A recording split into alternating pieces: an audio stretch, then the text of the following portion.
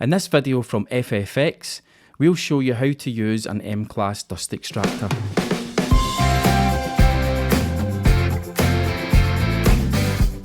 In the UK, the Health and Safety Executive has very stringent guidelines on exposure to harmful dust particles. As a result, for most applications that generate dust, hooking up your power tool to an M-Class dust extractor is important, and many times it's required by law. An M-Class dust extractor will draw the dust created when drilling, cutting, sanding, and trap up to 99.9% of it, preventing the dust from re-entering the air. Hook up the power cord of your tool to the takeoff point on the extractor, and it will begin extracting as soon as you press the trigger of the tool. When using cordless tools, attach the dust port of the tool to the extractor and turn the extractor on.